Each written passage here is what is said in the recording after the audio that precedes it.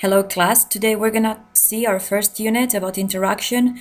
I have recorded this PowerPoint presentation so that you can focus on the most important things.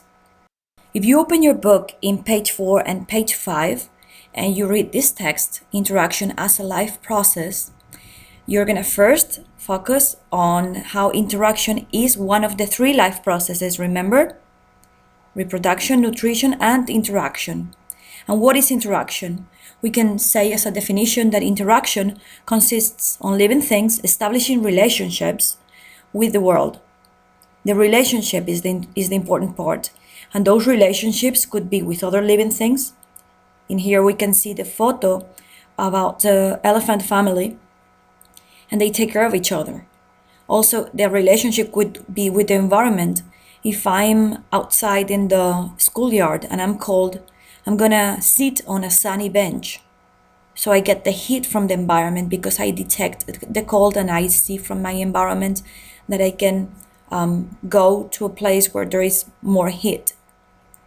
Okay, the second part that I think that we need to learn is that interaction requires a process. We need to get the information from the environment, we need to process that information, and we need to react to it. How do we get that information? We have different parts of our body involved. To get the information, we use our 5 senses. To process the information, we use the nervous system. And to react to that information, we use normally the locomotor or the endocrine systems. Okay, so the most important part for interaction is the nervous system. And we need to learn the parts of the nervous system. We're gonna differentiate between central nervous system and peripheral nervous system. Los sistemas nerviosos central y periférico. The central nervous system is made up of brain, the whole brain all inside the skull, and the spinal cord or médula espinal. The brain is composed of the cerebrum, lo que nosotros llamamos generalmente el cerebro, and the cerebellum, cerebelo, y el brainstem, el bulbo raquídeo. As you can read in the text, they have different functions. With the cerebrum, you learn, you remember things, you have your memory there, you have your imagination.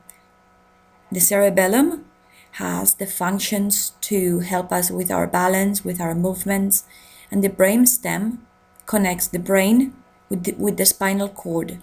And in there is where you can find functions for the unconscious actions, such as breathing or your heartbeat. You don't need to think about your heart beating. It does it automatically. And that's thanks to the brainstem. Then, coming down from the brain, we have the spinal cord, la médula espinal, that travels inside of our spine, dentro de nuestra columna vertebral.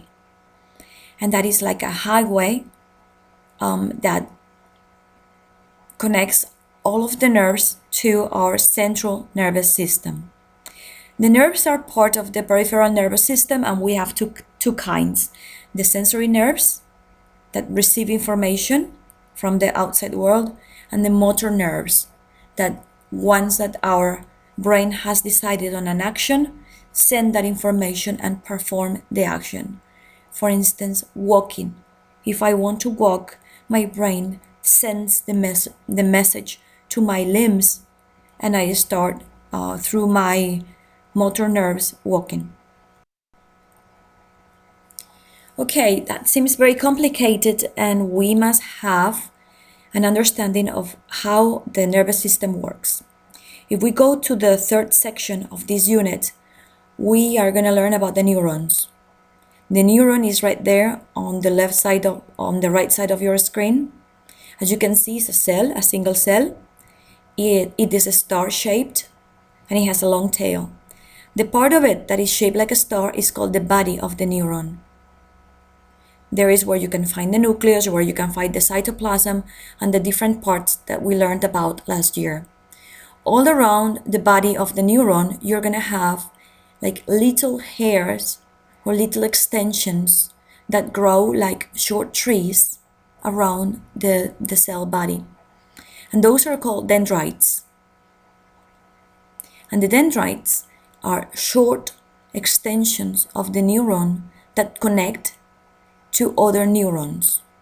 And they're going to receive the information that other neurons send. And then we have this kind of tail. There is a very long protrusion of the cell body. It's called an axon. It's a very long section of the cell, and it works for sending information. As you can see, it's covered in a kind of white matter, while the cell body is gray. That's the reason that we talk about the gray matter, la materia gris. That will be the cell bodies. And then we have white matter. Those would be the axons, la materia blanca. Okay, so we have all those neurons, and what's their function? They have to transmit nerve impulses. How do they do that? What kind of energy do they use? Electric energy. So nerve impulses travel as electricity through the neuron to the next neuron, and the neuron communicates with other neurons through the synapses, which is the space between neurons. Next, in the next section, we are going to talk about the senses. As we saw in the interaction process, we have to get information from the outside world, and we do that through the senses. We have the sense of touch, and we receive that sense through all of our skin, the longest and largest organ on our bodies. The sense of touch resides on the dermis, the inside of our skin. In the inside of our skin, we have nerve endings, sensory nerve endings. Those nerve endings are going to detect temperature, they're going to detect pressure, they're going to detect also the texture of the things that a person touches. They could be soft, they could be rough, and we detect that through the nerve endings. On the dermis, we can find many other things. There are hairs, there are capillaries that bring blood to all of those cells. There is a muscle beside each hair, and that's why we get goosebumps, la piel de gallina, because those muscles raise our hair upside. Okay, outside the dermis, we're going to have the epidermis, and the epidermis protects our skin and protects all of those components that we are seeing, the capillaries and the nerves. Next, we're going to see the sense of sight. And the sense of sight is done through a specialized organ, which is called the eye. And the eye, the most important part of it is the optic nerve. It's again a sensory nerve because it receives information and then it sends it to the brain. Okay? So the optic nerve receives the information from the retina. What is the retina? The retina is a tissue, un tejido, composed of different cells that are sensitive to light. Those cells could be cones or could be rods. Pueden ser conos o bastones, and they are sensitive to the light so that we get like a photo, like a picture of the outside world drawn in our retina. How does light get inside our eye and projected onto the back? Well, through the pupil. The pupil is a small hole. You can see in this drawing there is like a black line in the front of the eye. That is a hole, and light penetrates or enters the eye through that hole. This hole could get larger or smaller thanks to the iris. The iris is what gives our eye the eye color. In here you can see this is a brown eye, but it's made of muscles and it has some melanin to give it its color, okay? Now, if we have a hole, we need to protect that hole to prevent things getting inside our eye. That would be awful. So we have the cornea. The cornea is a cover that protects our eyes. Behind the cornea and behind the pupil, we have a lens, una lente, like in our glasses, like in a magnifying glass. And in Spanish it's called the cristalino, and is what focuses the light on the retina. Enfoca la luz hacia la retina. Next, we're going to talk about the sense of hearing. We're going to distinguish three parts on the ear. We'll start by the outer ear. And the outer ear is made up of the ear, with the earlobe and the cartilage that makes our ear, and the ear canal, el canal auditivo, that is this passage right here. Okay? So this outer ear serves to get the sound waves. Sound travels as waves, and our ear gets these waves all through the ear canal until the sound gets to the middle ear, el oído medio. In the middle ear, we have the eardrum. Remember what drum means in English? Drum means tambor. And when you hit a drum, it vibrates. In Spanish, eardrum is tímpano, and it also vibrates when it receives a sound. So it starts vibrating, and it transmits this vibration to the small bones. And the small bones, okay, you only need to learn that name, small bones, but they have funny names such as hammer and anvil and estribo because of their shape. Martillo, yunque y estribo, because their shape, they are tiny, they are just a few millimeters, but they have those shapes. After the vibration has traveled through all of our middle ear, we are gonna get that vibration inside the cochlea, dentro del caracol. And the cochlea has a liquid inside and has tiny little hairs that vibrate. So if the vibration is very large, those hairs sense it and send that movement to the auditory nerve. And the auditory nerve detects that the sound is very loud, for instance.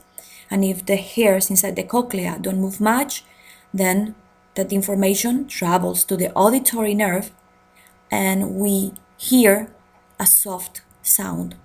Okay? If now we are gonna talk about the senses of smell and taste because they are very related. Whenever I want to eat something that I don't really like, such as spinach, I can cover my nose, I can pinch my nose so that if I don't smell, I almost don't taste the thing.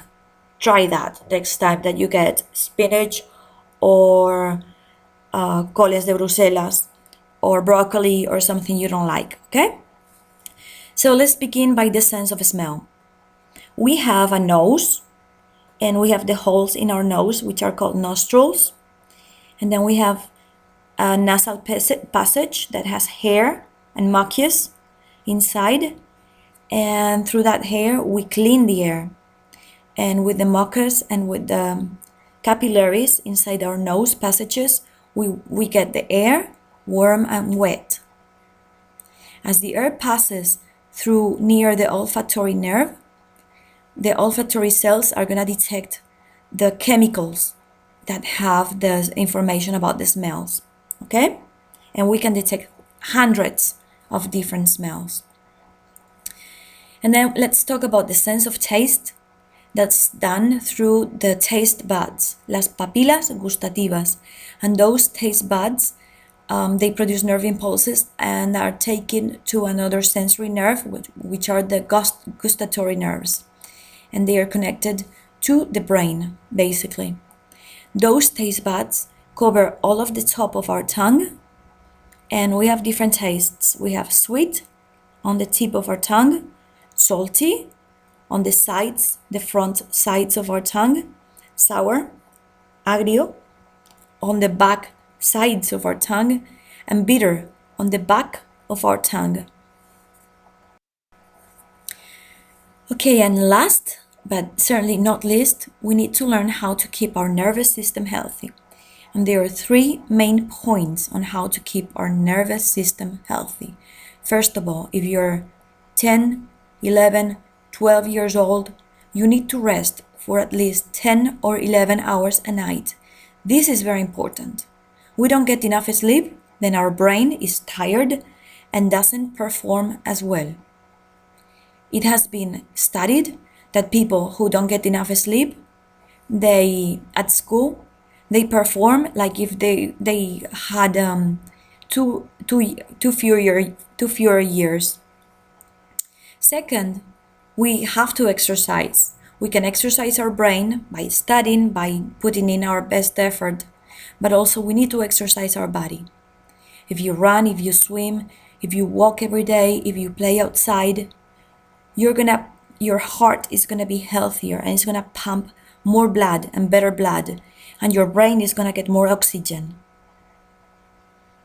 And third, we need to eat a balanced diet. Our brain requires lots of energy. If you don't eat enough, then you're not gonna think well. Your grades are gonna drop if you're not having enough calories. And also, if you have too much sugar, then you're gonna be hyper and you're not gonna be able to concentrate. So be careful with your diet and try to have a nutritious diet. And this will be all. I hope that you answered all of the questions.